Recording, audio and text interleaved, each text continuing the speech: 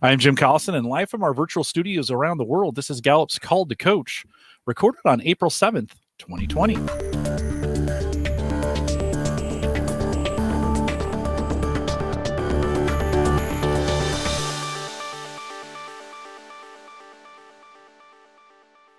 Call to Coach is a resource for those who want to help others discover and use their strengths. We have Gallup experts and independent strengths coaches share tactics, insights, and strategies to help coaches maximize the talent of individuals, teams, and organizations around the world. And that's never been more important.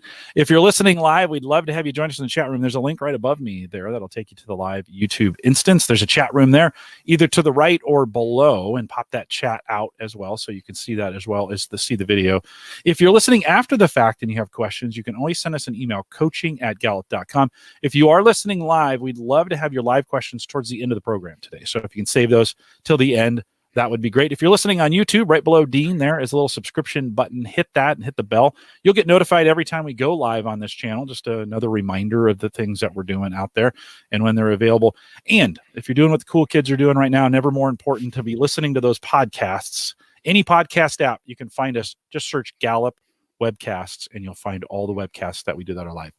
Dean Jones is our host today. Dean's a senior learning expert here at Gallup. And Dean, great to have you back for part 2. Thanks so much. I'm glad to be here. Part 1 was great. It felt like we had there was a lot of content in that one, but it also felt like we had lots of great questions and lots of great participation around it. So it was terrific. And I'm excited to be able to wrap this one up today. We had a couple hundred join us live for that, which is what's more fun than a couple hundred of your closest friends joining in. They're like, that's great. Give us just a quick review. What did we talk about in part 1? And then where are we going in part 2? Yeah. So last time, the thing that I started out, it was great to see all these names that I recognize in the chat already today. In part 1, the thing that I led off with, which is this thing I feel so strongly about right now, which is I don't think there's ever been a better time to be a strengths coach. I think it is just so critical right now that what the world needs right now is strengths coaches. And that for those of you who are here, you're here and you're a strengths coach because you're somebody that has been you're somebody who's trained to be able to recognize talent, to identify talent, to help people give a name and a language around the talent that they have, and then to be able to apply their talent in meaningful ways. And I think that is a really unique gift. I would tell you that, and this is my broad generalization, but that the strengths coaches that I know, the strengths coaches that I've met, 201, everybody is doing this because they've got a real commitment to make a difference in the world. And they got a real commitment to people and to their talent. And there's lots and lots of different expressions, but every single one, like that is the thing that I see over and over and over again.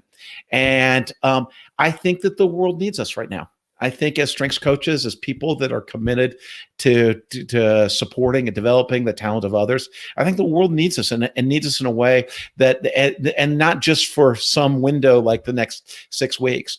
I think that we are going to be spending a lot of time over the course of the next couple of years, helping people be productive, helping people get back to work, helping people to be able to leverage their talent in meaningful ways. And so I think this is a really important time. One of the questions that I got last time, sorry, I'm not doing a very brief recap, but didn't expect it, to be honest. Communication number 6. So one of the things that somebody asked me last time, and I thought it was a really good question. It had a great kind of like tough edge to it. Is like, are you really saying that we should be doing pro bono work, right? And I think, the answer is probably yes, right? I mean, I think it's a really important time where you should look at where you can contribute. And I think that this is a time where this is an important time to create goodwill. It's an important time to build relationships. I think people always remember who was next to them in the middle of a crisis, right? And I think it's an important time to be building those relationships. And I know that everybody can't just, quit their jobs and spend all their time doing as much volunteer work as possible, although many of us would like to, right? I think that, but I do think it's an important time for you to be looking at how can I use what I got and contribute it. right? I think all of us need to be doing that around the world. I think it is. I think that when we were looking at this, there's no greater blessing than the fact that we've got now thousands and thousands of trained and certified strengths coaches around the world, literally encircling the globe, who can go to work on helping people in this way. So, Dean, I do want to say we've been creating workplace specific content just for the coaches during this time. And if you haven't consumed that, it's in this Call to Coach channel. And never more important time to be thinking about the executive team and the managers and the leaders of organizations and those that you're coaching. And we've been giving you specific advice during this time. So make sure you're staying close to those. We've partnered with our workplace team to pull those in, and we've had some experts in there. Continue to learn and grow through those opportunities. They may be a little non-traditional from what we've done in the past, but times are critical, and so we're making those available to you in that way as well. Okay, let's focus as we move ahead. No, that's great. I think to your point, Jim, I think now is a time where many people in organizations are focusing on how do I engage and take care of the folks inside the organization. Mm-hmm. So people are ironically working focusing a lot on development, because this is an opportunity when customer demands and client demands may be a little lower. And there's a time when you really want to make sure that you're supporting people and keeping them engaged. And so that development may be part of that. So we spent the first part last time as we were talking about it. I talked a little bit about the technology piece, right? And in the title, we talked about leading effective CliftonStrengths workshops via Zoom. This is not an endorsement of Zoom, but this is the tool that we use and we have found to be useful and practical. I know that many of you use it. And in fact, I know that many of you are helping others in this community to get more facile in using Zoom. It's not the only platform. And in some cases, there are organizations out there we know of that specifically won't use Zoom for one reason or another. So again, it's not an endorsement of Zoom. It's just, hey, that's the technology we use. And I think there's a lot of reasons that it's very useful and very practical for a lot of the work that we do. I talked last time mostly about design. So I was talking a lot about design, and gosh, if there's anything you took away from last time, it's that all those great adult learning principles that you know and that you're grounded in still work when you move to a virtual environment. And so I don't think, again, we don't have to throw the baby out with the bathwater. A lot of what we know and what you understand about adult learning is still works inside of this environment. The one thing, though, that you need to think about as you think about design is, what are the learning outcomes that I'm out to create? What's the purpose and the intention of the work that I'm doing? And how do I work backwards from that to make sure I'm engineering this or designing this inside of fulfilling those learning outcomes inside of this world that I'm delivering inside of, right? If you just try to lift what you do in an instructor-led classroom and you plop it right down in the middle of Zoom, it's not going to work as well. It doesn't mean that there's not, a lot of the ways that we started out when we were starting out several years ago, 3, 4 years ago, 5 years ago, and starting to do this, we were starting to deliver stuff exactly that same way. And we learned, right, that, hey, look, you gotta redesign it. And you have to think about it. Some of the things to think about, and I gave you this list toward the end of the last session, but some of the things that I think that as you're doing design that you want to think about. One is you want to think about the mode that you're using.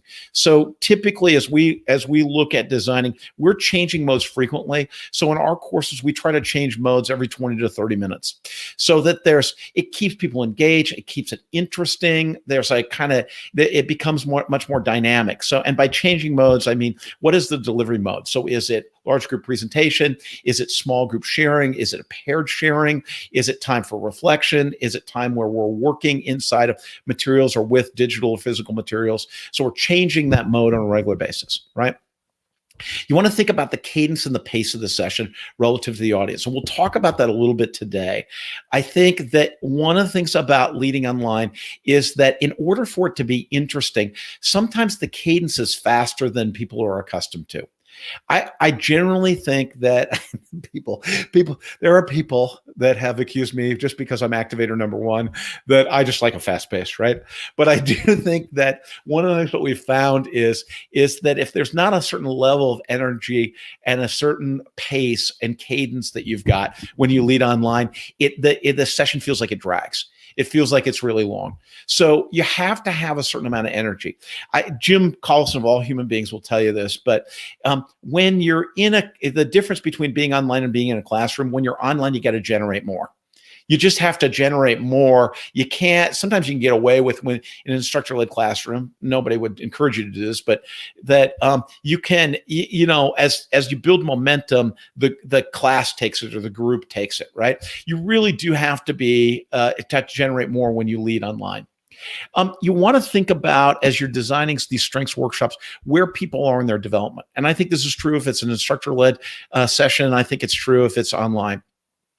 I, of course, recommend the developmental milestones that we do in the advanced strengths coaching course. I think that those are a great framework for being able to gauge where people are in their strengths development, how are they developing, and what are some of the things that we need to tackle as we work with them. But you want to be thinking about where are they in the development. It goes back to the learning outcomes. What do I want to accomplish here, right? The other thing, and we'll talk about this again a little bit today, is thinking about group size, and specifically about the instructor-learner ratio. So you want to think about that relative to the audience. How much do they need? How much attention are they going to need? And that may be attention relative to their facility with the technology. It may be attention that they need relative to their mastery of the material. So we have, internally at Gallup, we have a lot of sessions that are very big group sessions where we'll have several hundred people on a session. We also do a lot of what we call learning circles that are small group sessions where we cap it at 8 people. So it's an online Zoom session, but it's designed to be, by design, a more intimate setting where people can learn. And so you want to be thinking about, do we have the right group size, right? And I think you have to also think about your own capability to lead and what group size are you particularly comfortable with and where you've got the right facility. We talked last time about what should I do offline using that kind of flipped classroom approach. So how do I do kind of the knowledge transfer so they don't have to do this? So I'm not just lecturing online. So it's not like a webinar. So how do I use that flipped classroom approach? What's the stuff I should be doing offline prior to the session or between sessions? What's the stuff I should be doing online? So discussion, practice, those things where I'm taking advantage of, we're all together in this kind of online format. Right? We talked about how to chunk the material a little bit. And then finally, I think the piece, and this is, I think, particularly important to capture the kind of transformational quality that a lot of strengths learning has, which is allowing time for reflection, practice, and integration. So you want to make sure there's plenty of time for people to reflect. Right? And you're asking people to do some reflection before they come to a session. If you've got more than one shot at them, you're asking them to reflect on some things between sessions. So it just supports the integration of their learning. So they're integrating what they're learning into their behavior. If they've got time to reflect, they've got time to practice, and they can listen to the sharing of others around that. That's super important. So those are some of the design things we talked about last time. I want to kind of change gears and talk a little bit about how do you prepare to lead? How do you think about leading in this environment? Okay. So around that, first of all, I want to give you the confidence, just like your understanding of adult learning will transfer, also your leading skills as an instructor will transfer.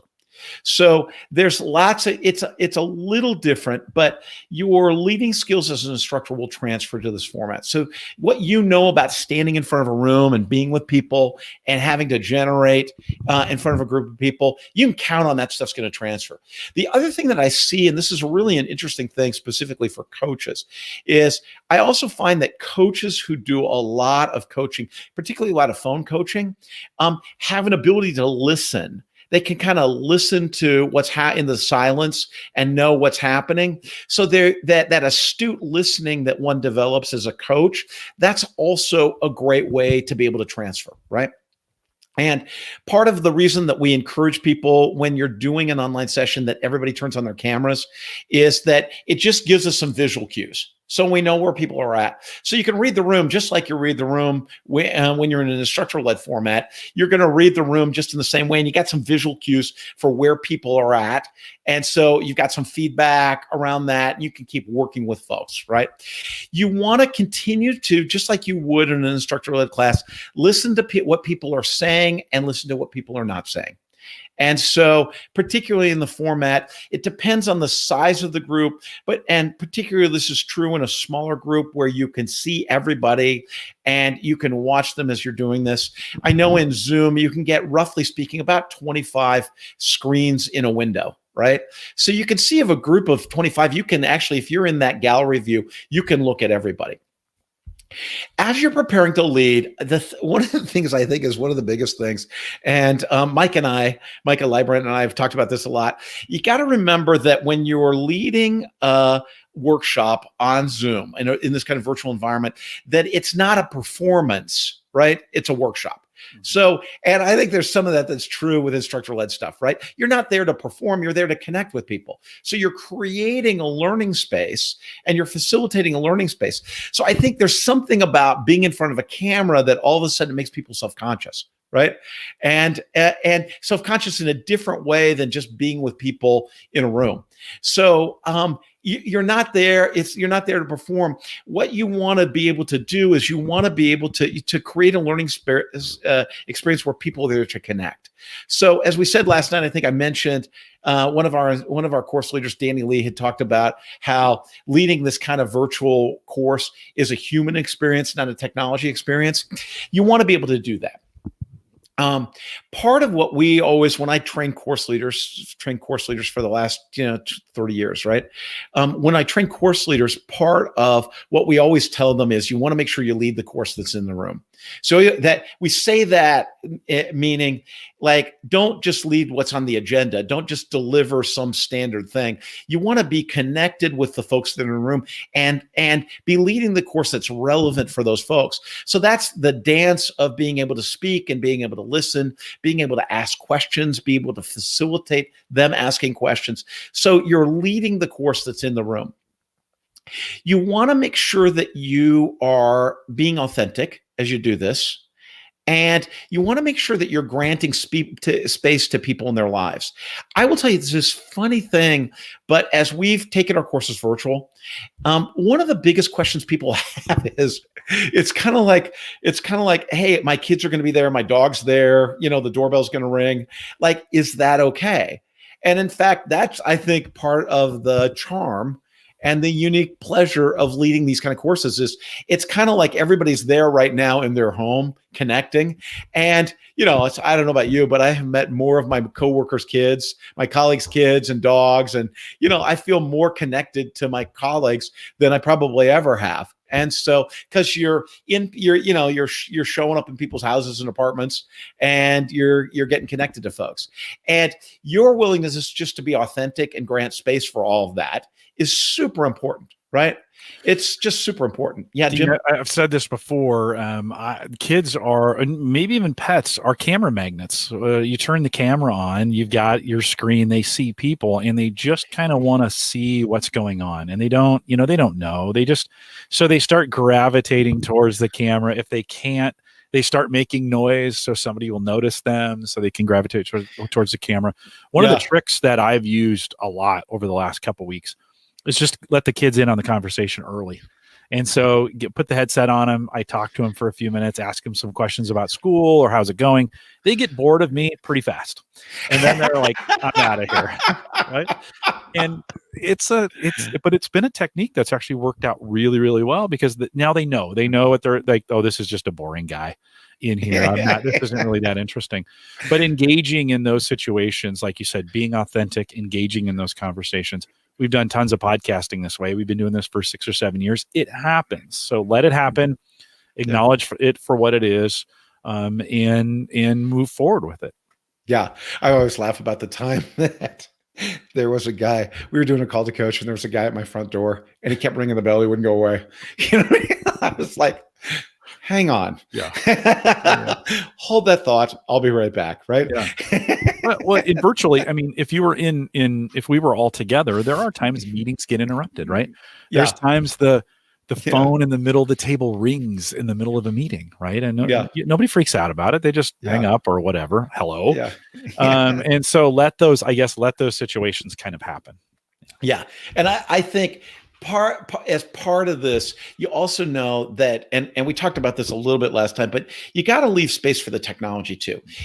The people, there's going to be a range of folks that are either really facile with doing this and can kind of troubleshoot their own issues. There's going to be folks that just get lost and confused and flustered and upset because they feel like they should, they feel like they should be able to do this and they can't do it, or they can't figure it out.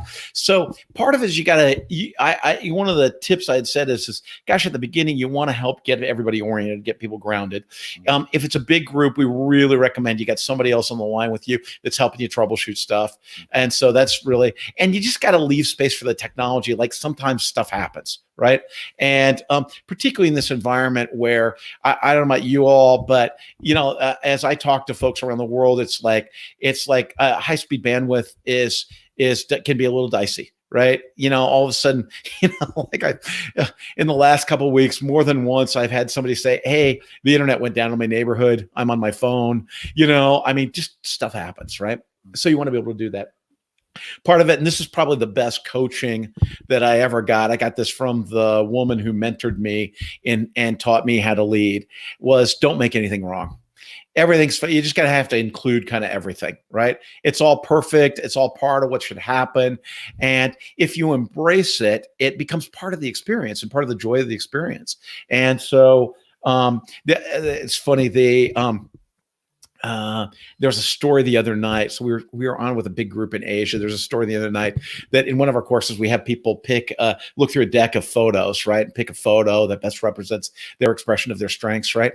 Well, for some reason, they hadn't got the cards to everybody, right? So they said who the gentleman who's leading it said, hey, listen, just go get some object in your house and bring the object here and kind of talk about that, right? So it was one of those things where it was like, it was a sort of impromptu thing, but it was sweet and it added this whole kind of cool dimension to the whole thing. It was just great. So it's that kind of stuff, right? It makes it personal. We were doing a webcast with Sophia Clutch, one of our senior data scientists, and Adam Hickman, and Adam dropped out just for whatever reason. He was gone. And you could freak out over some things like that, or you can say, hey, we're just going to kind of keep moving, and Adam will come back, and we got him back in, and we finished the session. And so when those technology issues or whatever you have, those problems, the less you focus on them and the more you focus on the intent, the better you'll be. Completely. There's also some stuff that I would say as you adapt to online delivery that I do think are a little bit different, right? So one is, I think you've got to help people to kind of set some norms, right? I always talk about it like good hygiene, right? Like what is good virtual hygiene, right? One is that you want to encourage people to turn their cameras on, right? Because you're not watching a show, believe me, I don't know if you're watching the John Krasinski's Some Good News pod thing on YouTube. If you haven't, you should. Okay. He's doing this thing, but that is like watching a show, right? It's just fabulous, but they're not interacting. We're not interacting, right?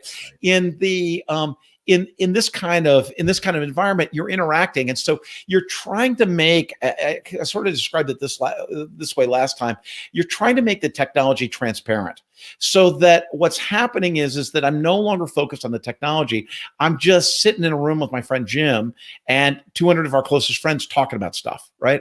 And so part of it is you want to part of it is you want everybody to kind of turn on their cameras so you can see people. You also want people to particularly if it's a large group, is mute if they're not talking. I think when you've got 8 or 10 people on the line and people don't mute, it's typically fine. Right. If you get a bunch of people, I was on a call this morning that had, I don't know, maybe 75 or 80 people on the call. And there were folks in the background that didn't know that they weren't on mute and they weren't muting and like that. Right. So I think you want to establish some norms at the beginning. And it's just by asking people to say, hey, look, as we get the technology set up, one is please have your camera on so everybody can see you, right, and connect with you. 2 is if you're not talking, mute. right? And so that there's some kind of norms about how we're going to participate around this. If part of it is helping people know that they can give you some feedback, and that you're watching chat and like that as you start to do that. The other thing I think, and sounds funny, but one of the things when we train leaders at Gallup, one of the things we always talk about is that your job is to engage people in such a way that they want to participate, right? So you can never command people to participate. You never can demand that people participate. You just have to be better than anything that's going on in their head or in their phone. Right. And so it's always a choice whether people participate. It's always a choice whether people participate. And you always want to encourage people to make the choice to engage. Right. I think in this format, one of the things I notice really works here is it's okay to cold call on people. One of the things that happens that's a little weird. Okay. So this a little weird is that people can't, it's not like being in a room with people where you can read other people's body language. So you know when it's my turn to talk and it's when it's their turn to talk, or when the guy that always talks is going to talk again, like that kind of stuff, right? You can read kind of the body, yeah, right, exactly. Yeah, exactly. Raise your hand if you're guilty. Yes. Okay. So you can kind of read the body language from the room. So you sort of know like, okay, it's my turn. I'm going to jump in now like that. It takes a while to kind of transition to that virtual kind of domain. So sometimes in the beginning, you'll be on these calls on these Zoom calls with folks, and people kind of talking over each other, or trying to get in. They don't know, so you're trying to figure it out, right? One of the things for you as a leader is your job to kind of facilitate that, to do a little air traffic control and know, okay, who wants to do this? So what I find myself, and I've seen some of our really great leaders at this do, is they cold call on people. It's like, hey, Jim, why don't you go first, right? Are you okay with doing that? And if people say no, honor their right to say no, but you're going to be air traffic control a little bit. Or it's like, hey, Jim, then Bev, then Dev Patel, right? Like you're saying, hey, okay, so you're going to air traffic control. So everybody that wants to share gets an opportunity to be able to share, and to encourage people to share so you get the conversation started. Sometimes it sounds weird, but in an instructor-led classroom, asking people a question and then kind of having a little bit of silence kind of works. In this format, it doesn't work quite as well. So it's better to kind of prime the pump and get people going. Sometimes you'll ask who'd like to share, and you got a bunch of people that'll jump in, right? But then sometimes they're talking over each other. So it's just useful for you to just know you're going to have to play a little bit more of a facilitating kind of role around that, right? The other thing is, you want to remember that part of what works about this kind of format is that people feel like they've got a little bit more control. One of the things we know is that retention is higher, engagement tends to be higher because people have more control. So there's more ways that people can interact. They can chat during the thing. They can send you signals through the Zoom stuff, right? So they feel like they've got more control. You don't want to take that away, but you want to encourage people to be able to do that, right? A couple tips that I want to talk about, a couple tips, and then we'll start taking questions here, okay? I want to talk about the beginning of a workshop and the end of a workshop, okay? So in the beginning of a workshop, I think you always got to leave room for some technology stuff. The other thing you want to do is you want to make sure at the beginning that people go around and introduce themselves, just like you do in an instructor-led workshop. You want people to get connected right away, and you want to be able to facilitate that. Don Clifton used to say that the course doesn't start for people until they hear their own voice. Right. And so you want to be able to do that. I was talking online. I was talking with a gentleman here at Gallup. His name is Buddy Steele. He's one of our learning design consultants. He's a terrific guy. And he typed me back this interesting thing. I'm going to read this to you verbatim because I thought it was so good. He said, promoting comfort. Excuse me, let me start over. Promoting comfort and safety in an online learning environment is directly linked to increased learner participation, which translates to improved learning outcomes and improved retention. We know, and there's been the studies done to be able to validate this, that if you make people comfortable and safe, you're reducing the risk in the environment, you're creating comfort in the environment, that it's directly linked to their participation. And that is true in an instructor-led environment, and that's true online. One of the things you're up against online is that that there's a lot of people who have a lot of anxiety about technology or uncertainty, or they're not sure about how to participate in this. So by the way, I think I think a year from now, after we've gone through what we've gone through and Zoom becomes just part of our lives, after you've had about, I don't know how many virtual happy hours you have to have, or virtual church services, or virtual, brunches with your friends. But there's a certain point where this is just going to feel as natural as anything else, right? And then you won't have to deal with so much of that. But right now, we want to make sure everybody feels comfortable, right? So part of the way you do that is by encouraging everybody to introduce themselves and get connected online, so that they feel connected in this environment, and you've created that kind of environment where people can focus on the learning. The other thing that, and this is again true in instructor-led workshops, and I think just as true or more true online, is you want to remember that what they say to each other or what they say to you is worth twice what you say to them.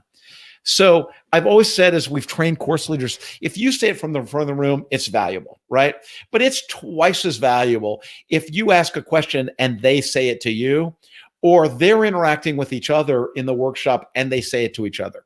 That's what facilitating this kind of conversation. We now know, one of the biggest trends, if you will, over the last few years in learning has been peer-based learning or social learning.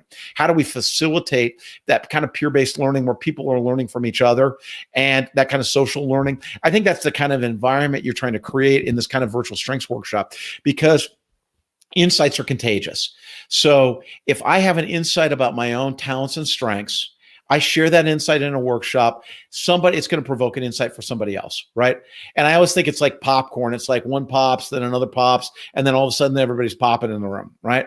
So you want to make sure as you're going through this that people have an environment where they feel comfortable sharing, and so that they're sharing the insights that they're having as we're discussing it. So that's a little bit about the beginning of the workshop. The end of the workshop, I think, is equally true, and I think you need to help people. One of the most important things, and Adam Hickman always teases me because he says that he plays a drinking game during my call to coaches. For every time I say Bloom's taxonomy, he drinks, right? So I do think it's important. We know that a high-level thinking function, if you go back to the basics, right, in Bloom's taxonomy, a high-level thinking function is synthesis. And I always think at the end of learning, you have to help people with synthesis. And it's not enough that you feel like intuitively they get it. People need to express it. I always think it's like that thing where people say, hey, I took that hill, right? They can point to the hill and they can say out loud, hey, I took that hill. That's something I learned as a function of this. I think it helps people to be able to own it. It helps people to go through that thinking process of synthesizing what they've learned and being able to claim their learning. So I think it's really important as you're wrapping up these workshops that everybody has the opportunity to be able to synthesize what did they learn and what are they going to do differently. And the kind of questions you want to make sure you're asking is, what did you learn today? Like, what did you learn? And I think part of it is you have to help people that it's like, no, what did I hear? Not what did I hear for the very first time? That's a different question, right? But what did I learn? And what am I going to do differently as a function of what I learned today? And so that people have a chance to be able to communicate that. Now, that might be, if it's a small group, everybody gets a chance to share that. It might be that everybody types it in a chat and can say that. But you want that process where people explicitly can say, hey, this is what I've learned, and this is what's going to change for me as a function of that. And that's an important part. That synthesis is an important part of making sure that things land. I also think it's always a gauge for you as an instructor to be able to say, hey, look, you may have had an intention that people were going to learn X, Y, or Z, but you can always hear it in people sharing whether that got across there, right? And particularly with virtual, as you're learning to deliver in virtual, some of what you intend may not make it across the net, right? So you want to make sure that you're really listening to as people share, hey, here's what I got today. Here's what I learned today. Here's what I'm going to do differently. That you're really listening to that, because that's a test for you of how am I doing in terms of leading these? Am I able to communicate and generate and facilitate in such a way that I can generate the kind of insights that I'm committed that people have? Okay. Last thing I want to say about this, okay, and then we'll go to some questions. This is a skill. So this is a skill to be able to do this. And we know that there are people that are talented teachers. I know that for myself, I look back, it's sort of funny. This is a big epiphany for me. That was actually came out of, I was listening to our CEO at Gallup, Jim Clifton, speak. And it was an epiphany I had just listening to him talk about. One of the things he always asks people is, what's the thing you can do better than anybody else? Where's your natural talent? And I realized, gosh, for me, one of the things that's a gift of mine that is teaching. And I look back to when I was a kid, literally 6, 7 years old. And I was like one of the most fun things for me was to practice teaching, was to play teacher. Right. I'm I know that it's that notion that early on in your life, your talent gets formed. Right. And so I think that this is, the people that get drawn to be strengths coaches on some level have a gift and a talent and a calling around this. Right. I also know that leading in this environment is a skill that you develop. So part of it is practice is going to really make a difference. You're also, when I talked about this last time, you may have to start out with a smaller number of folks that you feel comfortable being able to lead to, where you can manage what you need to manage to be able to do that, and then work your way up. Right. So as you get comfortable with the technology, as you get comfortable leading in this format, your capacity will grow. Right. And you'll find yourself it'll just be sort of natural for you. So you have to be patient with the process of learning. This is learning, right? And this is learning. And you may not be great at this overnight, and that's okay. It's completely fine to practice and have some good messy failures, you know what I mean? That you learn a ton from, and you think about, okay, everybody in my life knows I love to debrief. You know what I mean? What worked, what didn't work. And I'm always thinking about, okay, what I learned from this? What am I going to do different next time? So, okay. Dean, let me give an example of that really quick while you take that'd be great. Take a breath. Early on in Called to Coach, and actually it was on the Theme Thursday side of things, I think in season 2, we took live calls. So Mike and I thought it'd be a great idea. Hey, let's get live interaction. We'll put a link out there, get folks to call in live. We found out it wasn't as great as we thought it was going to be, because it was horribly distracting. And so that was one of those things. Those episodes are still out there. You can watch them. And I used every ounce of my communication talent to make sure that it wasn't as bad as they actually were. But it was difficult, and it was rough. And we got halfway through the season and we were like, maybe we're not going to do this anymore. And it just wasn't working for us. And so I think it's okay to try some of those things, try something new. You'll never know where it's going to go. Give it a try. Maybe try it in a safe environment first, where you can kind of test it out. Is this going to work? Is this going to work for me? Something that you see, and I see a lot of this going on right now, where you see a particularly effective influencer or teacher or trainer, and you try to copy exactly what they're doing and do it.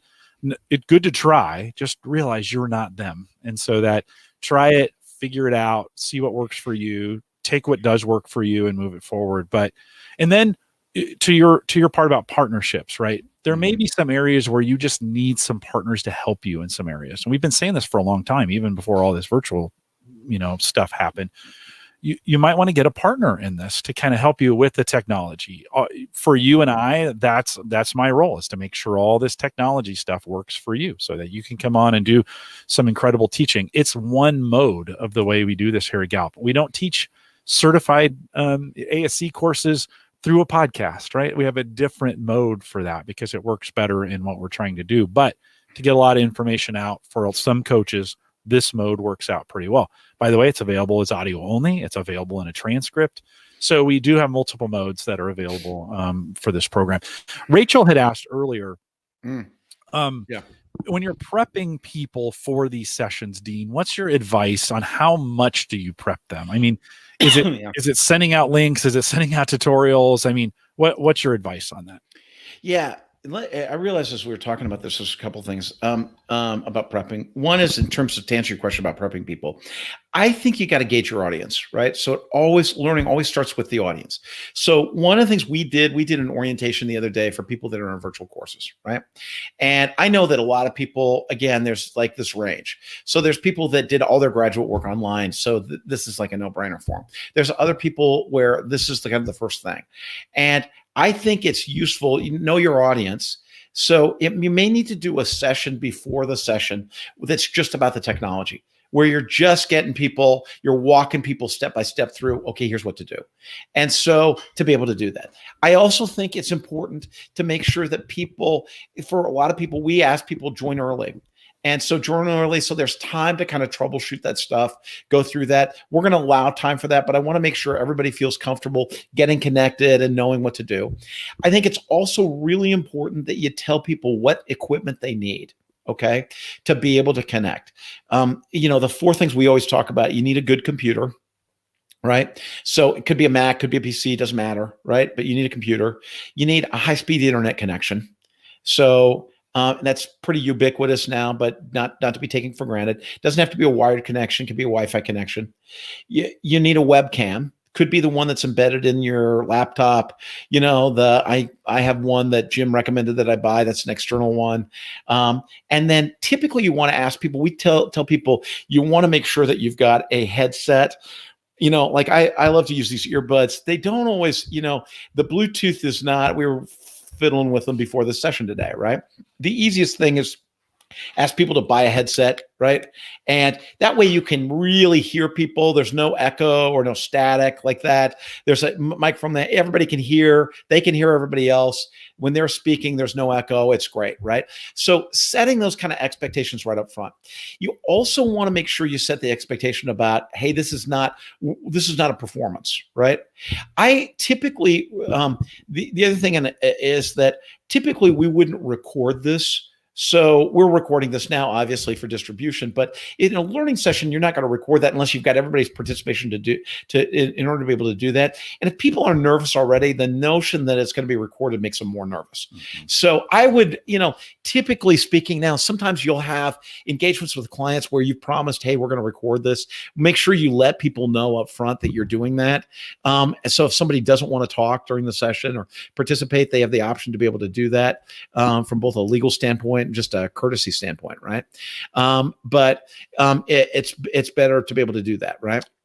Let me get another question. Every Strengths Counts asked, what's a good way to bring people back to teaching? This is a little advice for us, maybe, when they've gotten so involved in chatting about it. So this in this mode, right, that we're doing here, of course, we encourage chat room participation, and some folks can get, in the presentation mode where it's just you and I, we get all kinds of things going on in the chat room. Some advice on that if you're going to use this style?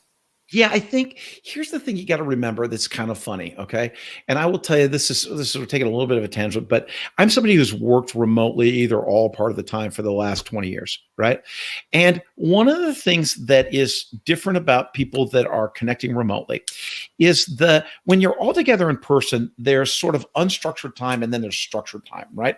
Like when you're going to a meeting, right, or to a learning session in the real world, right, in real life, right, there's unstructured time. So there's the time when we're there and we're showing up and we're putting away our coats and we may be getting breakfast and we're finding our seat and all that kind of stuff, and the navigating and all the hi, how are you, or I'm Dean and who are you, and all that kind of stuff, right? That is the sort of unstructured time.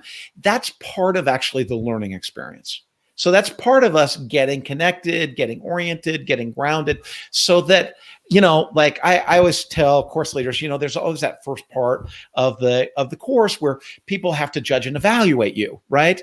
They need to look at you and, like, I'm going to like that guy, or that guy is definitely not my kind of person, or, why did he wear that today? Or, you know what I mean?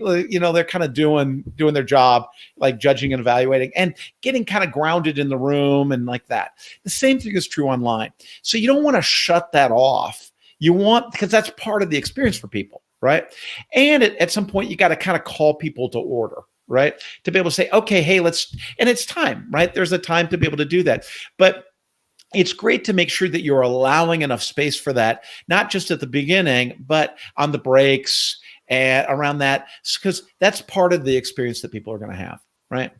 The other thing I will tell you is, and I don't know that I've said this in this context, but I'm going to say this is, I really am a big I'm really big on preparation. Like Jim knows, like I don't just get on Called to Coach and wing it, right? I probably spend 2 hours for every hour that we're here, and I write copious notes about what I'm going to cover, right? So as I'm sitting here talking to you right now, I'm looking at Jim and I'm looking at the chat, but I also have my notes up in front of me.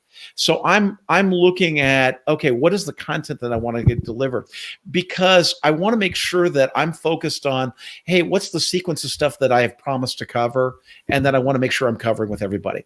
So I was trying to remember the name. I'm blowing on this quote. It's one of my favorite quotes. I think it was Duke Ellington, but I may be wrong. Famous jazz trumpeter who said, "First I learn all the notes, and then I just blow." Right? I am big on learning all the notes, right? Yeah. I'm big on that you're going to prepare. And I think it's something you do as a sign of respect for the people that you're working with. It's a way of honoring people that you are prepared, right?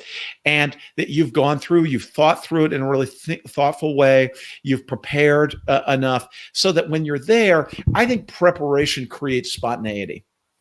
I'm more relaxed because I know where I am.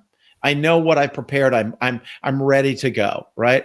So I think preparation creates spontaneity, and I think that it's super important. I think particularly, I don't know about you, Jim, but when I first started working in this kind of format, I was in my head a little bit, right? Mm-hmm. I was thinking about the technology, and I was thinking about, oh, I'm on camera, and what does that mean? And people are looking at me, and like you know what I mean? Silly, right? Mm-hmm. But as human beings, we're silly sometimes, right? No. And so having the preparation helped to kind of pull me out all that to know, okay, here's the job I'm here to do. Yeah, and preparation and practice are very similar in this, so that the more you practice it, the more you get comfortable with. I don't ever freak out now when something goes wrong technically. I've had it all happen. So I kind of know, okay, it's going to be this, it's going to take about this long, or it's going to take that, or we'll get this figured out. That confidence in it. And I think as instructors, if you're going to do your own, where you're leading the sessions, you really, really need to be good at the technology, because it is a thing. You can't punt and say, oh, I'm not good at technology. Well, guess what? You're in a mode that requires you, or you find someone like me to take care of all the technology for you, right? You get a producer who's going to be in there, who's taking care of the technology for you. If you just can't get up to speed on it, you don't want to, you don't feel like it's good use of your time, whatever, good. You'll need to hire somebody or get somebody to help you to get that done. So that practice, Dean, of doing it over and over, I've seen it all. I've seen every single thing that can happen here for the most part. And the practice is really important. There was a question out there. Let's take some of the questions, because I was just noticing there's a bunch of great questions in the chat here that I'd love to see if we can take. Mark asked this a little bit earlier, and I'll throw it to you. And we'd also been getting some answers in the chat room. Again, this is what's great about this is the chat room can have its own conversation while we're having one, and then. For a lot of people too, they often feel like, well, I can only listen to it once, and you're like, no, you can go back as many times as you want. If it was good and you were looking for a section, you can also go back and that you didn't think about 12 months ago. Dean. I think that's a great question for you. Yeah, it's a great question. I wish I probably will think of a great answer probably an hour from now, right? But I would tell you, I think as I've gotten more comfortable kind of in this format and with working with people, for me, I've gotten much more comfortable with the technology. I will tell you, it has reinforced for me that preparation is super important. Mm-hmm. It has also reinforced for me that I can go faster than I thought I could. That I can give people content, particularly in a format where it's recorded, where I can give people content because I know people are going to go back and look at that again. I'm more tuned into I think I'm more facile in terms of being able to fit, as I'm doing this with folks at Gallup, is to be able to facilitate participation. So to make sure, hey, we're going to do this, and this is what's going to happen. I find that I'm more relaxed and less self-conscious when I do that. So all those things I think are different than the last 12 months ago. Around that. So I don't know if that's a great answer. There's probably better answers in the chat, but that I will tell you that it's this piece where I think this is the thing I said before about it's a skill, I think is really important piece. In some ways it feels like in some ways it feels like instructor led, where I feel like I've got to be able to reinforce stuff with people and know that, but I can also get the kind of feedback, and I'm more relaxed in that. Right. I think I learned that I was really glad we started doing this 7 years ago. Like in this time, I was like, man, I am really, really glad that I didn't stop. And, there were times in there where I thought, I don't know if this is really reaching people or whatever. And, maybe we'll wind this thing down. And I am really glad we didn't. And, Kim, says it's these kinds of statements that keep me going. She says, I listened to Friday session on my run right before this call. It was helpful. And everybody comes to this medium kind of in their own way, which is great. Some will listen to it as they're walking or they're cooking or they're, taking the dog, maybe a little yoga on the deck. I don't know why you listen to this and do yoga, but maybe you do. In their car. There's still folks who have to commute.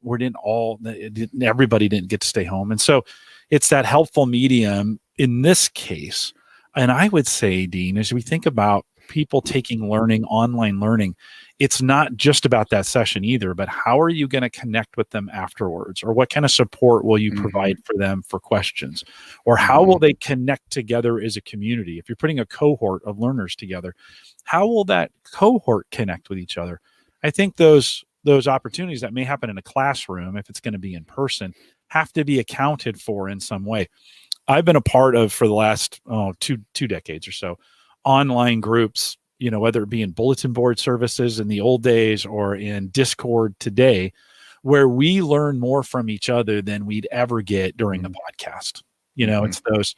It's those perimeter conversations that happen, or somebody is an expert in one area.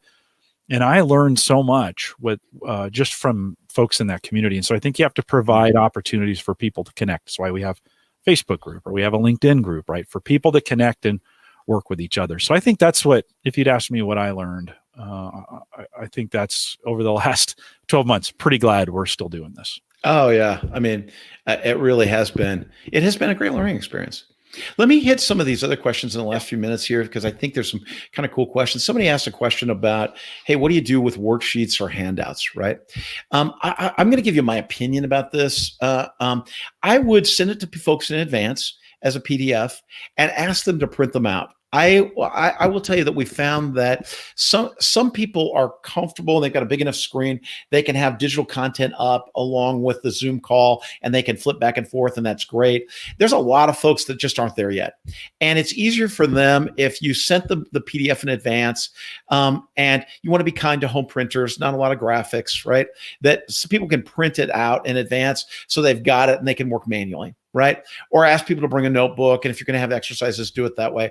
But so that people can kind of be working physically while they're trying to attend to this. I think that feels, for most people, right where people are right now, I think that feels more natural for folks, right?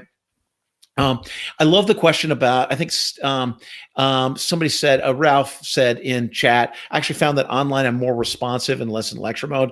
I will tell you, I think a lot of people are that way. And that they feel like as they're watching people and connecting with people, there's just sort of it feels manageable for people once they get comfortable with this. I think that's really, really powerful.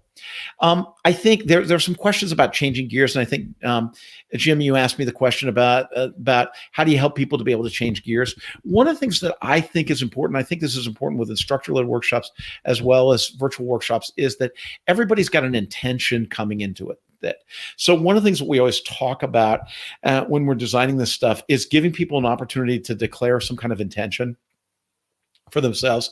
And if you read about the power of intention, there's lots of study that's going on about the power of intention, and intention really focuses people.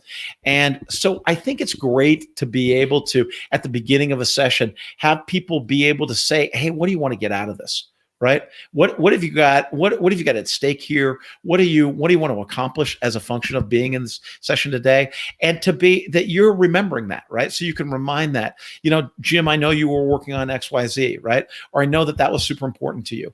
One of the things that is useful to say, if Jim says, hey, I really want to be a better manager, right? And I want to be able to use my strengths to be able to do that. One of the things you as a leader can say is, gosh, how many other people, just raise your hand or type in chat, how many other people have the same kind of commitment or they want to accomplish that out of the work that we do together.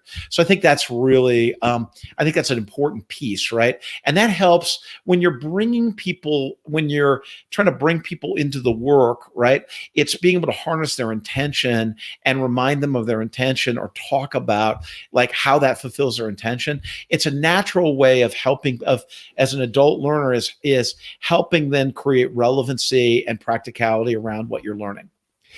One thing that does show up, I think there were a couple comments about, hey, what do I deal with in low bandwidth areas, or if people's bandwidth dies like that? We've seen this a lot. Sometimes just turning off the video portion for a while will help, and so that they go to audio only. It's not ideal, but it's better than somebody just drops out.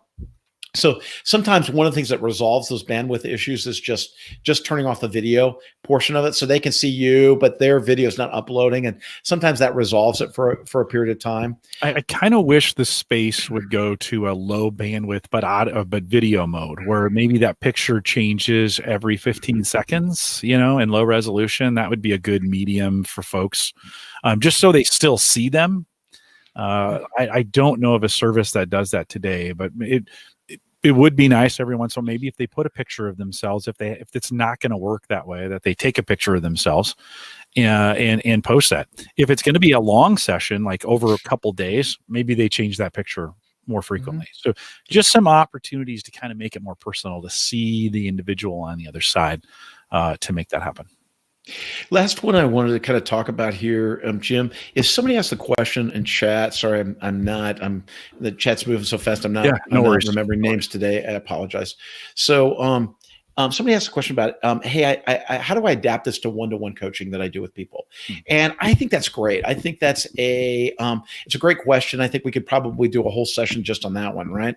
I think one I'm going to give you this is some advice based on my experience and my experience with coaches, right? In some cases, you may not want to, right? So for some coaches, it's better to just do telephone coaching rather than to have this visual medium. I know a lot of coaches where it allows them, just by being, I know a lot of coaches who close their eyes. So they're on the phone with somebody, they're close their eyes so they can, as they're listening to somebody, so they can really focus on hearing that person. And the great coaches that I've known are just in such master listeners, right? They can hear in the quality of their voice. They can hear what's going on. So you're adding a visual medium to an auditory medium when you do this. For some coaches, adding that visual medium adds a whole other dimension where you can read people's body language, you can see people's faces. That really helps for a lot of coaches to be able to do that, right? But by no means do you feel like you have to do it that way, right?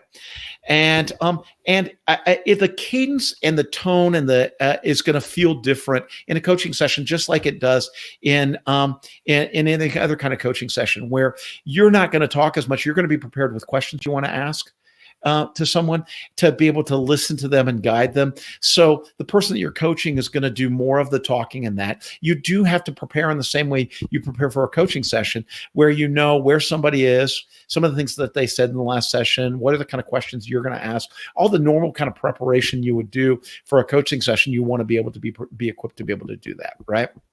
So I think that's some sort of tips around that. One thing I'll say in closing, and then we'll wrap here, is that there are a lot of people that have some good expertise around this. So in our community, I said this last time, but I think this is an opportunity where you really want to lean into the community. One of the things that I have seen pop up in the last couple of weeks is a lot of folks who say, hey, I've been doing this for a while. I'm really good at this aspect of it, or I'm really good at this other aspect of it. And for a lot of folks, they are offering that to the community. And so I would just keep your ears open. I think this is where our Facebook group or our LinkedIn groups are a good place to hang out. And just because there's a lot of those folks who have expertise and are willing to share it. And you always want to just kind of map that onto what works for you and what works for the folks that you work with to know, is that something I should adopt and take advantage of, or is that something that is probably not right for me? Yeah, some great advice. I'm sure questions that didn't get answered, some feedback in there as well. We appreciate you guys coming out, being a part of this. And if you do have questions or you've got comments you want to get to us, just send us an email, coaching@gallup.com.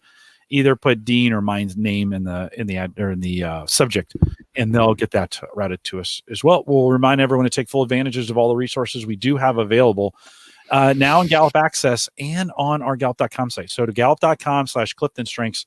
If you log in through there, it'll take you right to your strengths dashboard. So kind of a great way to get all the resources in one place. There's a lot there. And this may be some time, Dean, everybody's been talking about watching Netflix. And I'm kind of like, guys, we don't have time to watch Netflix. Like, we really should be using this time to be learning. Like, there's great learning opportunity. And if you haven't spent some time auditing the site, in other words, going out there and getting some idea where things are at, what's available to you, there are a ton of resources. We literally spend thousands of hours of putting things out there for you. So make sure gallup.com/CliftonStrengths will get you there as well. Don't forget that you can subscribe while you're out there. Subscribe to the Clifton Strengths community newsletter. We put that every month. Some great information for you. Just kind of keep you up to date on what's going on here in the Strengths community. It's at the bottom of every page. So get signed up and registered today. I mentioned if you have questions, send it to coaching@gallup.com. If you like these live events and you want to attend more, just follow us on Eventbrite. So go to gallup.eventbrite.com. Super easy. Create an account, follow us there. You'll get a notification every time I post them. And during the week, I post about 4 of these a week. So you want to make sure you're staying up to date. I give you 2 or 3 months worth of warning. So really no excuses, just saying. Dean, we've currently gone virtual for the summit, and that's brand new and availability there. The same price for everyone coming in. It's going to be completely virtual. Folks can now register if they want to get all that information. Gallup@work.com has all that information. Would you add anything to that, Dean, from a summit experience? No, I just think here's the thing that I say no, and then yes, I'd like to add something. Sorry. That I think this is going to be an incredible experience because the price is so low for it right now. And so it's so accessible for people. It's going to be one day of incredible learning. And so the thing that's cool is that all the people that want and have said, look, I want to get a taste of this or I want to participate in it, now is the time to be able to do this. It's going to be phenomenal. It's going to be a phenomenal day of learning. There are breakout sessions. There are keynote speakers. It's going to be a phenomenal event. So I literally think every single certified coach should sign up for this. I think you should. This is one, bring your friends, right? Because again, it's relative to the learning that you'll get, relatively inexpensive, great, absolutely great learning that you're going to get that day, and just a great opportunity to grow, to learn and grow. So I think it's going to be important. So I also think that we are doing virtual courses around it. So one of the things that if you haven't taken the advanced strengths coaching course, that's going to be around it. So I would highly recommend that if you haven't taken that, you take that because that's going to be offered virtually for the first time around the summit. So that's a big one as well. Lots of questions around that. There's a big, gigantic FAQ that's out there. So if you've registered, you need to know what to do. If you haven't registered, you need to know what to do. If you need to know what to do, you have hotels, you need to know it. Gallup@work.com. Scroll down. There's a big FAQ that has all that worked out. And then if you have questions and you still don't know, gallupsummit@gallup.com is the email address, and you can send that team a note as well. I want to thank you for joining us today. And with that, we'll say goodbye, everybody.